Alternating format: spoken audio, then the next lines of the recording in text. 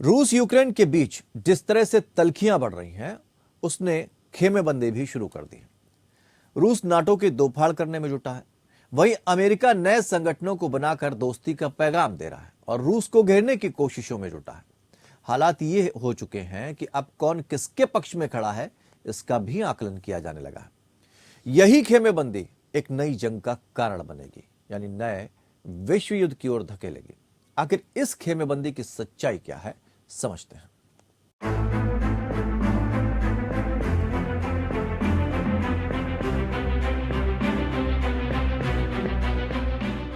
Kremlin पर हमला और रूस की चेतावनी किसी बड़ी अनहोनी की ओर तो इशारा नहीं कर रही।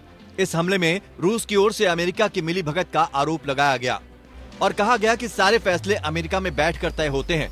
दुनिया के पटल पर यह बात साफ हो चुकी है कि यूक्रेन युद्ध के सहारे पश्चिमी देश रूस को लगातार घेरने की कोशिश में जुटे हैं। अमेरिका अब खुलकर यूक्रेन के पक्ष में खड़ा है। जापान भी अपने इरादे यूक्रेन के पक्ष में जाहिर कर चुका है।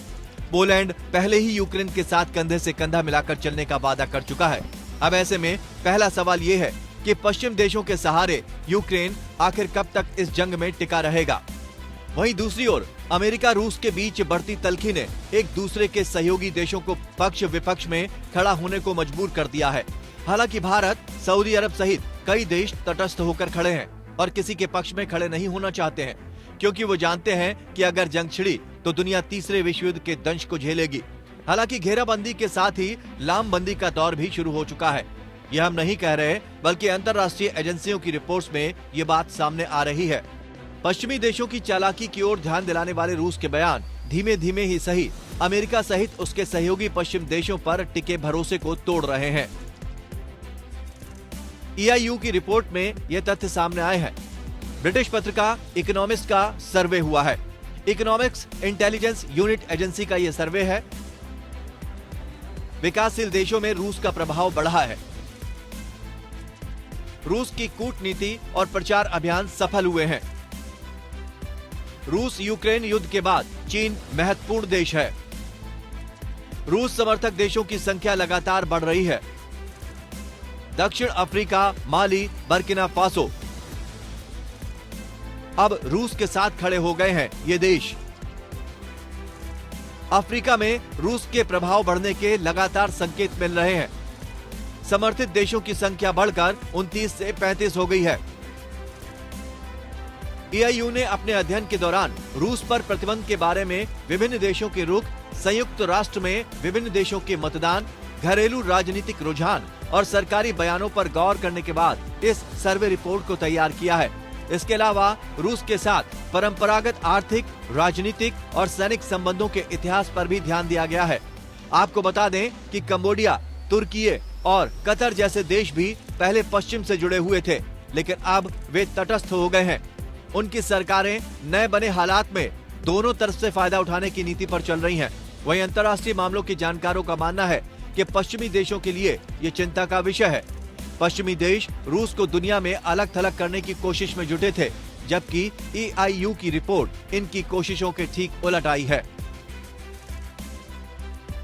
रूसी प्रचार विकासशील देशों में बेहद सफल हो रहा है।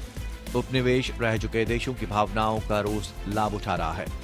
इस प्रचार के जरिए यह भी बताया गया है कि पश्चिमी देशों ने विकासशील दुनिया में खाद्य असुरक्षा और ऊर्जा असुरक्षा पैदा की है। रिपोर्ट में उल्लेख है कि यूक्रेन युद्ध शुरू होने के समय रूस की दो टूक निंदा करने वाले देशों की संख्या 131 थी। अब ये घटकर 122 रह गई है। इनमें अमेरिका और यूरोपीय देश शामिल हैं।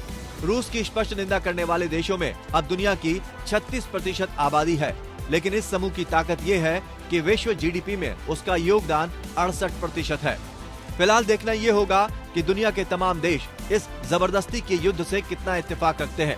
भारत लगातार अपनी बातों पर तटस्थ है और रूस यूक्रेन युद्ध को बातचीत के जरिए सुलझाने के संकेत दे चुका है। वहीं भारत की चीन से तनातनी है, लेकिन चीन वर्तमान परिस्थितियों के बीच रूस का सबसे भरोसेमंद साथी बन चुका है। कई मौके ऐसे हैं जिसने भारत को भी असहज किया है, लेकिन सवाल ये है कि अगर परिस्थितियां यूं ही बिगड़ती रहीं तो इस खेमेबंदी में तटस्थ देश किस ओर झुकना पसंद करेंगे, ये एक बड़ा सवाल होगा। लेकिन खेमेबंदी की खबरों के बीच ये भी सवाल खड़ा हो रहा है कि क्या दुनिया तीसरे विश्व युद्ध से बस कुछ ही कदम दूर है?